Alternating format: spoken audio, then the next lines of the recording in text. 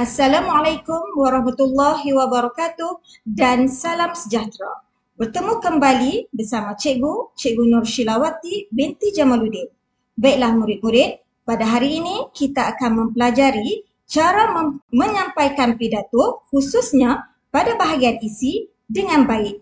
Jika sebelum ini murid-murid telah mempelajari cara menyampaikan pidato bagi bahagian pendahuluan, pada hari ini kita akan kupaskan cara penyampaian pidato untuk bahagian isi pula.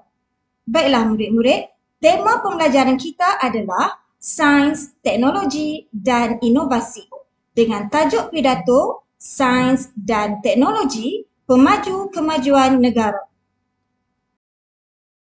Baiklah, kita akan tengok sepintas lalu apakah cabaran sains dan teknologi serta harapan untuk Malaysia.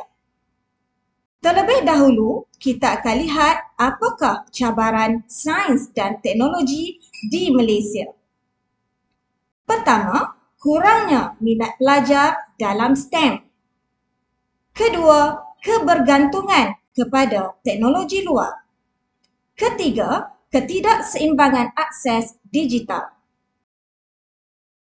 Seterusnya murid-murid, kita akan lihat pula apakah harapan sains dan teknologi untuk Malaysia. Pertama, melahirkan lebih ramai pakar tempatan. Kedua, penghasilan teknologi tempatan bertaraf dunia. Ketiga, transformasi digital menyeluruh. Baiklah murid-murid, bagaimana untuk menyampaikan isi pidato dengan baik? Untuk menyampaikan isi pidato dengan baik, khususnya bagi bahagian isi, murid-murid perlulah menyampaikan isi secara jelas. Isi yang mudah difahami oleh pendengar. Kedua, murid-murid perlu menggunakan soalan retorik. Apakah itu soalan retorik? Iaitu soalan yang mencetuskan pemikiran audiens. Yang ketiga, gunakan penanda wacana yang jelas. Contoh penanda wacana, pertama, selain itu, seterusnya. Murid-murid, di sini cikgu akan sampaikan contoh teks pidato khususnya bagi bahagian isi. Malah negara kita juga menghasilkan kereta elektrik tempatan serta terlibat dalam penghasilan chip mikroelektronik.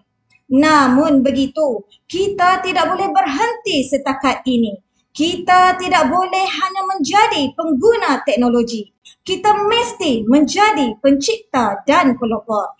Kita perlu melahirkan lebih ramai saintis, jurutera dan penyelidik yang mampu membawa nama negara ke peringkat global. Persoalannya, bagaimanakah kita, khususnya golongan muda, boleh menyumbang? Pertama, tanamkan minat terhadap sains sejak bangku sekolah lagi. Kedua, jadikan inovasi sebagai budaya.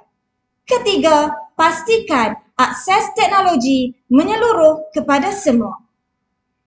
Baiklah murid-murid, sekian sahaja pembentangan dan juga pengajaran kita bagaimana untuk menyampaikan pidato khususnya pada bahagian isi dengan baik. Diharapkan pembelajaran kita pada hari ini dapat membantu murid-murid semua untuk menjadi seorang pemidato yang lebih yakin dan juga berkesan. Jangan takut dan juga risau untuk mencuba. Sekian sahaja daripada cikgu. Sekian, Assalamualaikum warahmatullahi wabarakatuh.